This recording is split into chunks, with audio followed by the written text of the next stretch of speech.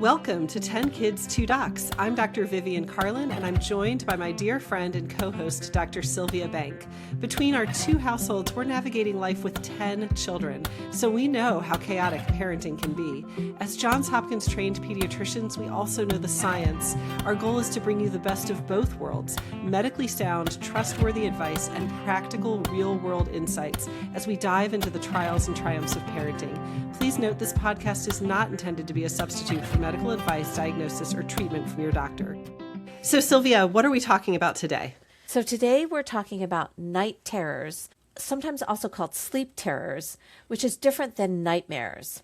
I would say if you have never seen a night terror, I would picture like a nightmare, right? We know what that looks like. A child wakes up like after having this really vivid, scary dream and they're like screaming and upset. Well, a night terror can look like that. They're like screaming and upset, but they are not awake. They're not waking up. Even if you try calling their name and talking to them, they're not waking up. And that's because night terrors occur at a different stage of sleep. Nightmares occur at REM sleep, which usually happens later in the night. Night terrors occur at deep sleep, which is non-REM sleep, and usually occurs earlier in the night. So night terrors tend to occur earlier in the night. So Sylvia, I'd love for you to describe for our listeners, because when we just talk about it in the office, I think people often don't have like a picture of how this can look. So do you have examples? Can you tell us what Sure. this looked like? Yeah, so one of my children suffered from night terrors. And maybe the first one that we saw was around toddlerhood, where he was mobile, he was walking, he was quite agile. And we would put our children down. They had an earlier bedtime, so like around 7:30. And then somewhere around the 9 to 10 o'clock range, while we were still awake as parents, we were watching TV or downstairs doing something, we would hear this boom, like this crash. And our children slept above on the second floor. And then the first time it happened, I remember we went running upstairs like, what happened? What happened to our kid? And our child that was prone to night terrors was actually also very agile. His gross motor skills were very advanced. And as he was still asleep, experiencing the night terror, he would be running around the room. So it was a very active form of terror. In that running around, he was confused, eyes kind of slightly closed, slightly open, and he was screaming and basically terrified of something, as if someone was chasing him, something was pursuing him, and he was running around the room terrified. And the first time it happened, of course, we were very shocked and surprised. And initially, it took us a long time to calm him down. Sometimes it could take like 15 or 20 minutes just to kind of get him to settle down. My husband actually has some sleep disturbances as well. He's a sleep talker and a sleepwalker. So these types of sleep phenomenons are not unusual to him and our family. So both he and I knew that this was most likely a night terror, and he couldn't be comforted. Like, it was very hard to even touch him during this time. After 15, 20 minutes, he finally settled down, and then he went back to sleep. Oh my gosh, I can only imagine. That sounds like that must have been like heart-wrenching. Yes. To watch your child be so terrified and not be able to do anything. Yes, like he was screaming in pain, like something was hurting him. It was like an active terror, right? I can also imagine that the first time it happened, it probably made your heart rate go up pretty fast. And I'm sure it took you a minute or two to like reassure yourself that everything was actually right. okay. Like you look around the room, like, is someone in here? Like, what's going on in here? Like, Right. just orienting yourself. But honestly, it's very hard for me to think of them that way now, because they happened actually at quite an increased frequency in this child's toddlerhood, well into the school age years. So it became honestly part of our routine, where he would have probably a night terror once every other week. Okay. And sometimes there were things going on in our lives which made them more frequent, right? So it's something that we got actually really used to with this child. Ooh, okay. So tell me about, what did you notice that made it more frequent? So if he was about to get sick, it was almost like a preview, like he wasn't showing signs of illness yet, no fever, no runny nose. But then after the night terror, the next day, he would then show signs of illness. So sometimes if we had no other reason for increased, or he just had one last night, why is he having one tonight? Then we were kind of pretty sure he was about to get sick. Oh, that's interesting. It was like the harbinger of what was to come. Right. The other thing that would cause him to have night terrors is if he was low on sleep. If he had skipped a nap that day, or if he had stayed up late for some reason, like we were at a party, then we can almost predict that the next day or so he would have a night terror. And this actually forced us to continue the nap well into the preschool years for this child, because if he didn't nap, he would have a night terror. But if he did, he wouldn't. So we kind of figured it was probably healthier for him to nap. So this child actually napped until the day before he started kindergarten, right? He was napping every day because he could and he needed it. And as he got older, the frequency became less and less, where it was like a month would go by and then he wouldn't have one, or it would be less severe. We knew it was still related to the night terror, but it wouldn't be as loud and as terrifying as it was before. So that's kind of how the night terrors eventually tapered off. Okay, and does he have any memory of this at all?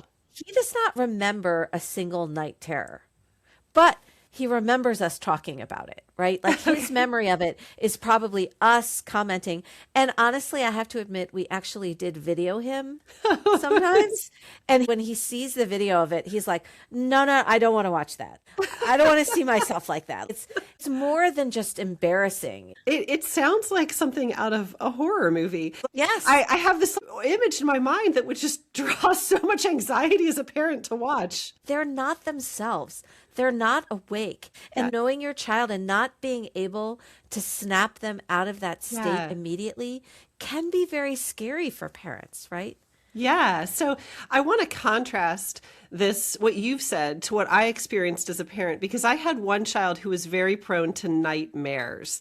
And let me just describe that so it's very clear to people what it looks like and how it's different. So this child, he was prone to waking up in the middle of the night screaming in terror at the top of his lungs. And because of that, we kind of proactively positioned where he slept to a room that was like adjacent to ours. They were like kind of interconnected so I could leave the door open. And so he would wake up in the middle of the night. It was always dead middle of the night, 2 a.m., 3 a.m. So a different time. He would wake up shrieking in terror. I would always wake up tachycardic, right? Heart rate fast, like it sounds like somebody has just broken into the house. I would realize he was screaming. From my bed, I would scream his name at the top of my lungs multiple times. You are having a nightmare, wake up. He would, after 10, 15 seconds, hear me and be like, oh, okay. And then I would be like, do you need to come to me or can you go back to bed? And he would often be like, I'll just go back to bed. And then that would be it, right? Mm-hmm. And it would happen, once a week or twice a week or whatever. And he did eventually outgrow it. By the time he entered adolescence, he doesn't have that happen anymore. When did your son outgrow it? Ooh, I want to say I remember one of his last night terrors, and it became milder and milder, like I described. And then there was one point when he was maybe in 4th or 5th grade, so he was like 9 or 10 years old, where he came down shortly after the school year started, which is a change of routine and the sleep is changed. And he just looked like really confused, not running around, not screaming, but he just wandered downstairs. And we started talking to him, and he was still in that semi-asleep, possessed state where he was just a little bit confused, and he was very suggestible, like people are when they sleepwalk, right? We were like, have a seat, buddy. So he's sitting there, and we're watching Monday Night Football. And at that point, my son was like this huge football fan. Like he prided himself in his football minutia knowledge, right? Mm-hmm. So we're watching football on, the TV. And my husband was like, who's the quarterback for, the Bills? Something that, in the waking state, my son would be like on it, facts, football, I know this stuff. And he's watching the TV and he's looking at him and he's like, I don't know. He couldn't access that conscious memory part of him. Part of him in that semi-awake state knew that he knows this fact, but it got him very upset that he couldn't answer. And then we're like, it's okay, let's just watch some more. And then after 10 minutes of so or watching TV, he was back. He could answer the football questions. He was making commentary on the plays on TV. And we're like, all right, go back to bed. So I think that was the last time he had a night terror. I think once he started middle school, which is around that puberty time, right? It ended and he didn't have any more as far as we knew, right?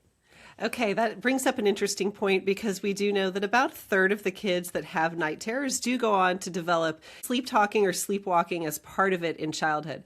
Does your son do either of those now as an adult? I'm not sure. It would probably be better to ask his college roommates, right? If he does those things. But on break, when he's here for Christmas or on vacation together, I don't see that happening at all. Like he doesn't Yeah. sleepwalk and he doesn't sleep talk as far as I know, right? Right, which is also typical that often this is a thing of childhood, early childhood, goes away at the latest by adolescence. And for most kids, they don't go on to have what are called these parasomnias, right? Right. Sleepwalking, sleep talking, etc. Okay, well, that I feel like paints a really good description for our listeners of what a night terror can look like and how terrifying it can be for a parent to watch. What I'd like to do is let's transition to talking about what should we do if our child is prone to night terrors, and then like tips and tricks from you, because I can imagine you probably put some thought into planning for this so that it wasn't as disruptive or scary every Right. single time that it happened. Sure.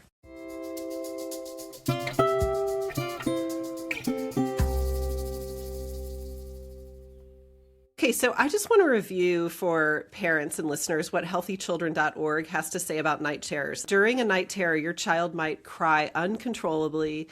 They might sweat, shake, or breathe fast. They often have a terrified, confused, or glassy-eyed look. They might thrash around, scream, kick, or stare, or run like your child did. They will often not recognize you or realize you are there. And they may even like try to push you away if you try to touch them. So night terrors can last as long as 45 minutes, but most by far are much shorter. I think typically we're talking more in the like 5 to 10 to 15 minute range. Most children, when they're finished with the night terror, they fall right back to sleep because they actually never even woke up. So it's not like a nightmare where a child wakes up and they need to be consoled back down to go to sleep. The only person that needs consoling in the event of the night terror is the parent that witnessed it, right? Mm-hmm. They're probably the ones that have trouble going back to sleep. So what can you do? What's recommended that you can do as a parent? Well, first of all, stay calm. Children are unaware that it's going on. It's disconcerting for the parent, not for the child. Make sure your child cannot hurt themselves, especially if it's associated with sleepwalking. And a little plug, especially if it's associated with sleepwalking and there is a pool at your house. Like, make sure doors are locked. They cannot get outside for safety in general, but especially if there's a pool. Remember that after so many minutes pass, your child is probably going to relax and go right back to sleep. And then their final piece of advice is if your child is prone to night terrors, be sure to let your babysitters know that this happens and how to handle it and how to stay calm. If they keep happening, if you see this pattern that your child is just getting terrible sleep and night terrors is part of that, anything like this, then please talk to your child's doctor. So Sylvia, it's easy for me to rattle that off. As a parent going through it, and this was years of it happening with some regularity, what were your own personal hacks? How did you problem solve this one? Yeah, like initially, as I described in the storytelling, it took a long time to get him to calm down. First step was let's stop running around and screaming. And then it evolved into a place where he could lie back down. And that could take 15 minutes for that to happen. Eventually, we got to this place where we heard the boom as he jumped out of bed, and we didn't both have to take care of it. We alternated. Oh, it's your turn. Oh, I'll go get him tonight. We knew what was going on. It wasn't a terrifying thing anymore because it was honestly almost part of our routine. And we got a couple of tricks in place that seemed to break the night terror faster than initially. So eventually, I think we got to a place where we could get him down in less than a minute. Ooh. Like very efficient addressing the night terror. And sometimes if it took longer, we knew, oh, he's about to get sick. It's a worse one, and there's something different about this night terror. So you get kind of good at reading your child's symptoms. So what we would do is he would be running around the room, terrified and screaming.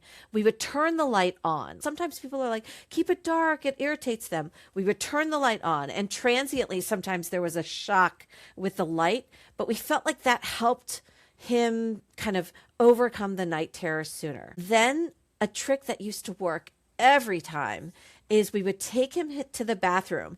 And it's really hard to take him to the bathroom because he's like thrashing and moving and, like you said, trying to get away from us. But we kind of hold him by the shoulders and wrestle him to the bathroom. And if we could get him to pee, like micturate or urinate in the toilet, that would break the night terror, for at least for my son, almost immediately. So he'd be like squirming and screaming and moving, and we'd be wrestling him to the toilet. And then we'd pull his pants down, and he's trying to pull them up. And then we would be in his ear like, pee, pee now, pee, and trying to get him to pee. If he could pee, then the night terror was pretty much over. If we couldn't, obviously, if they don't have to go, they don't have to go. The second thing we would do as a replacement is that we would give him a drink of water. So, we would fill the cup with water and then hold it to his mouth, and we would say, drink, drink, getting something in his mind to say like, yes, I need to drink this water. And if he could drink in that swallowing, then the night terror would end sooner as well. So eventually we'd kind of bring him back to his room. He wouldn't be screaming and thrashing anymore. And we knew we could put him down if we looked at him and we said, who am I? And if he actually answered and said, your mommy, your daddy, then we knew we can put him back down and he wouldn't wake up again. Because there were times where we thought it was over, we put him down, and like 20 minutes later, he's back again. So like that confirmation that it's over, like my cognitive brain is now registering, I know who you are. And then sometimes we would be like, who are you? And then he would say his own name. But these questions could not be answered in the middle of the night terror. Like it would just be like shock looking at you and being like, ooh. So this is how we knew it was over enough that we could put him down and it wouldn't happen again. So I don't know if there's medical literature or studies about this, but those are the tips and tricks that we use to get him down quickly.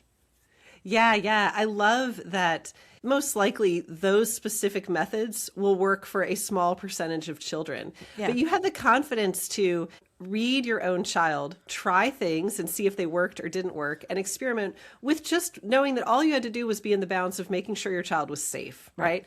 Anything else, like if turning on the light elevates it and makes it worse, then don't turn on the light the next time. If trying to get them to go to the bathroom does not work at all, then don't do that next time. I mean, I think there's a freedom here of managing it for what works for your child as you study them and how they act in this situation. I think it's definitely worth a try. Eventually, he outgrew this and it became a thing of the past. It's like lore now. He was definitely a night terror and not a nightmare child, right? Yeah, definitely. Okay, cool. Well, do you have any other thoughts to leave our listeners with on night terrors? Yeah, so my stories in retrospect are, night terrors were something that my husband and I both knew about. When we experienced them, we knew that everything was okay, and we, as you mentioned, tried tips and tricks to try to make it end sooner. But I don't want to undersell how scary this can be for parents. Sometimes people will go to the emergency room for this. There's something wrong with my child. I will definitely see it in the office where it's enough of a stress for parents and they're at their wits' end at times and worried enough about their child that they'll bring it up at the well child visit. And, I'll share with them tips and tricks and obviously reassure all their resources they've researched have said that it doesn't lead to any other problems. But it can be very scary after a long day's work, spending 45 minutes additionally to bedtime to get your child down to sleep right after you've fallen asleep. That puts a stress and a toll on parents as well. Okay, well, this has been a fascinating discussion. This is 10 Kids, 2 Docs. I'm Dr. Sylvia Bank. And I'm Dr. Vivian Carlin. We'll see you next time. See you next time. Thank you for listening to 10 Kids, 2 Docs, hosted and created by Sylvia Bank and Vivian Carlin. If you enjoyed this episode, please subscribe and recommend our podcast to other listeners. Visit our website at 10kids2docs.com, where you can find links to social media and leave comments or suggestions. Back next week with more topics in parenting.